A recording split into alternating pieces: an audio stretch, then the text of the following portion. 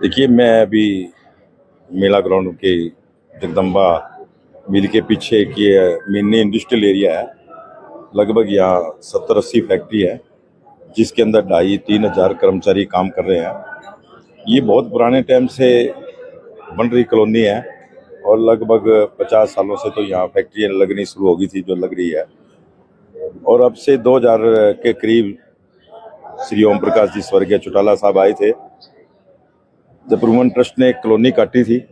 उस कॉलोनी के अंदर बहुत गंदगी, बहुत बुरा हाल था। हमने उसको ध्यान में रखते हुए वो गंदगी हटाई और उसके रख रखाव के लिए अब वो रूमन ट्रस्ट से नगर परिषद को ट्रांसफर हुई है, तो उन्होंने निशानदेही के लिए अपनी निशानदेही कराई, तो उस रोड में और इस जगह में फर्क हुआ है। उस टाइम जनीर सिस्टम था, उससे निशानदेही की जाती थी, अब कंप्यूटर सिस्टम आ गया।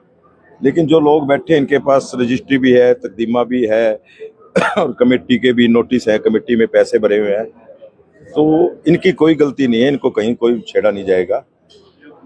हमें चाहे हाई कोर्ट जाना पड़े, सुप्रीम कोर्ट भी जाना पड़ेगा, और मैं मुख्यमंत्री जी से भी मिलूंगा, इस बारे में अवगत कराऊंगा।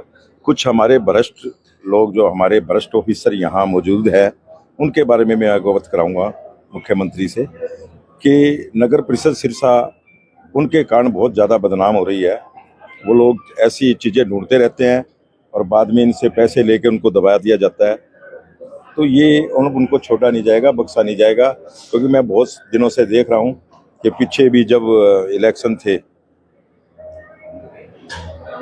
इलेक्शन के टाइम से एक ईओ, एक एक्शन, एक एमई ने मिलकर लाखों करोड़ों रुपए के घपले किए हैं। और मैंने भी लेटर लिखा है, भाई गोपाल कांडा जी ने भी लेटर लिखा हुआ है मुख्यमंत्री को कि उसकी विशेष स्तर पर जांच कराई जाए कि ये घपले उस टाइम जो टेंडर हुए थे, किसके कहने से हुए थे और क्यों हुए थे और कैसे हुए थे, और किस चीज़ के टेंडर। बहुत चीज़ें ऐसी है जो लोगों को फायदा देने के लिए कराई गई थी, क्योंकि उस टाइम इलेक्शन टाइम में जो चार संहिता होती है और उस चार संहिता में जो लगे हुए हैं, तो वो निकाले जाएंगे। लेकिन उस जो ये भ्रष्ट ऑफिसर, ये इनके ऊपर ही डाला जाएगा, इनकी कोई गलती नहीं है। हम जाएंगे, कोर्ट में भी जाना पड़ा तो जाएंगे कि इन ऑफिसरों पे डाला जाए इनकी गलती। जब ये कॉलोनी बनी है, ये सड़क बनी है, इसका भी हमने 4 करोड़ 10 लाख का टेंडर बनाकर चंडीगढ़ मुख्यालय में भेजा हुआ है, जो जल्दी बनकर आ जाएगा।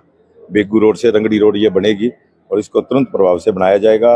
और अमृत योजना में अभी हमारे पास बहुत पैसे आए हैं सिरसा के अंदर, सीवर लाइन के लिए, वाटर लाइन के। तो ये जो गलियाँ, जो कॉलोनियाँ जो अप्रूव है, अनअप्रूव है, उन सब में सीवर लाइन और वाटर लाइन डाला जाएगा, पूरा ध्यान रखा जाएगा।